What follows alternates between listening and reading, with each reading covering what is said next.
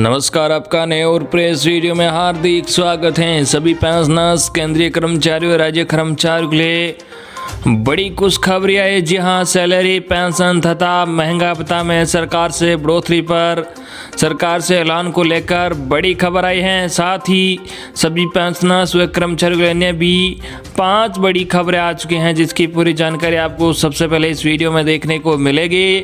तो बने रहे आप वीडियो को लास्ट तक और जानिए महत्वपूर्ण खबरों को सबसे पहले। इससे पहले अगर आपने अभी तक भी इस वीडियो पर एक लाइक नहीं किया हो तो एक लाइक कर दीजिए, क्योंकि आपका एक लाइक ही हमारी मेहनत का फल होता है। और चैनल को भी फ्री में सब्सक्राइब नहीं किया हो सब्सक्राइब कर लीजिए, ताकि आगे भी आपको कर्मचारियों व पेंशनर से जुड़ी हर एक लेटेस्ट अपडेट सबसे पहले देखने को मिलती रहे।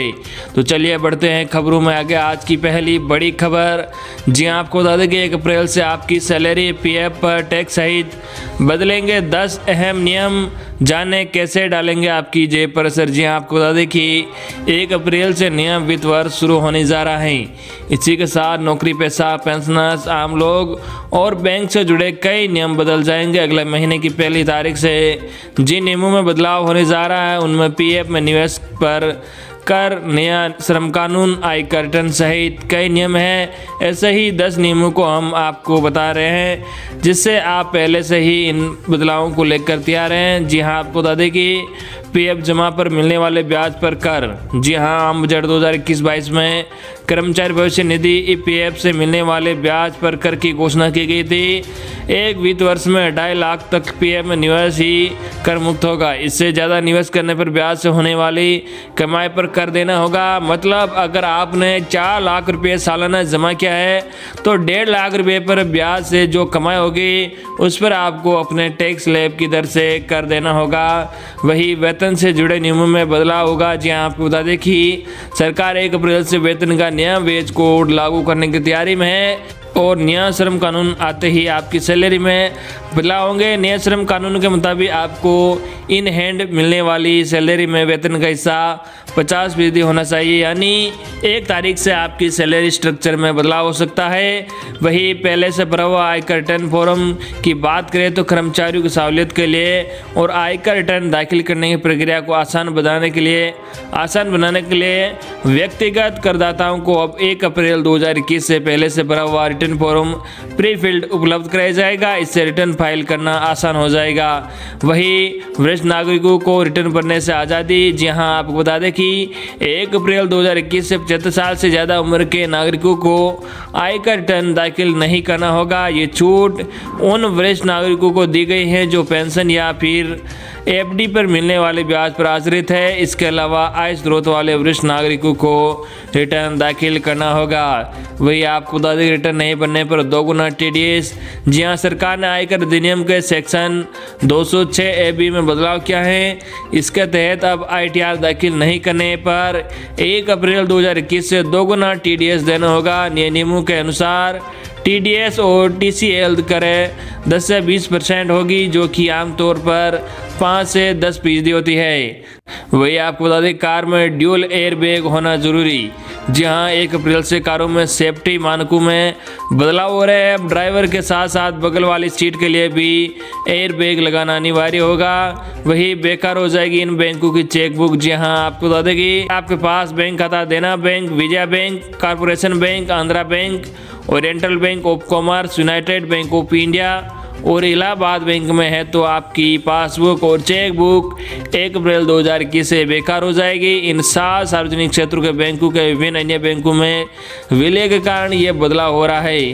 भैया आपको बता दें कि पेंशन फंड मैनेजर लेंगे ज़्यादा फीस। अगर आप पेंशन फंड में निवेश करते हैं तो आपके लिए जानना जरूरी है। Pension fund regulatory and development authority ने पेंशन फंड मैनेजर को अपने ग्राहकों को 1 अप्रैल से उच्च शुल्क लेने की अनुमति दी है। इस कदम से इस सेक्टर में अधिक विदेशी निवेश को आकर्षित किया जा सकता है। वे आपको बता दें कि छुपा नहीं पाएंगे अपनी आय। जी हाँ, अभी तक पैन कार्ड की वजह से सैलरी और प्रोविडेंट फंड जैसी चीज़ें ही ट्रैक हो पाती है, जिसके कारण म्यूचुअल फंड और अन्य कमाई सिस्टम ऑटोमेटिक ट्रैक नहीं कर पाता है। लेकिन 1 अप्रैल से जब पैन और आधार लिंक हो जाएगा उसके बाद आप कोई भी इन्वेस्टमेंट नहीं छुपा पाएंगे। आधार और पैन लिंक होने की वजह से सिस्टम ऑटोमेटिक आपके इन्वेस्टमेंट को ट्रैक कर लेगा। वही आपको बता दें कि विलंब से रिटर्न भरने का नियम बदलेगा।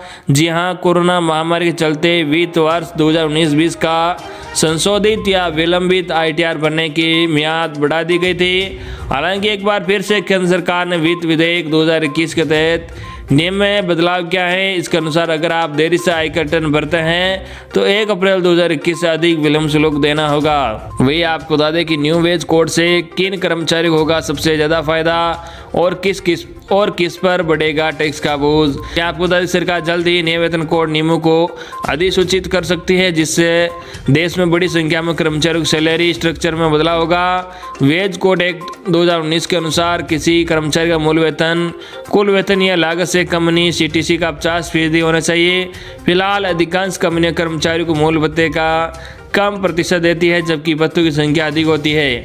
हालांकि जैसे ही नया वेतन कोड लागू होगा यह पूरी तरह से बदल जाएगा। कुछ मीडिया रिपोर्ट से यह संकेत मिलता है कि नया वेतन कोड अप्रैल से लागू होगा, लेकिन सरकार ने आधिकारिक तौर पर इसे अब तक घोषित नहीं किया गया है। पिछले महीने ये बताया गया है कि सरकार जल्द ही इसे अधिसूचित करने के लिए काम कर रही है। ये आपको बता दें कि मूल वेतन बढ़ने से कर्मचारियों को PF ज़्यादा कटेगा तो उनकी टेक होम सैलरी घट जाएगी, लेकिन उनका भविष्य ज़्यादा सुरक्षित हो जाएगा।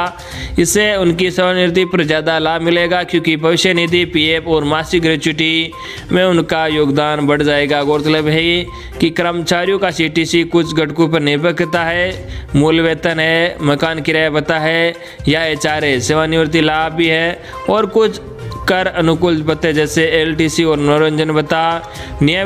नया वेतन कोड नियम लागू होने पर कंपनियों को यह सुनिश्चित करना होगा मूल वेतन को छोड़कर CTC में शामिल किए जाने वाले अन्य घटक 50% से अधिक न हो और अन्य आधे में मूल वेतन होना चाहिए। इससे कंपनियों को कुछ निकास भत्तों में कटौती हो सकती है, जो आमतौर पर अधिक है।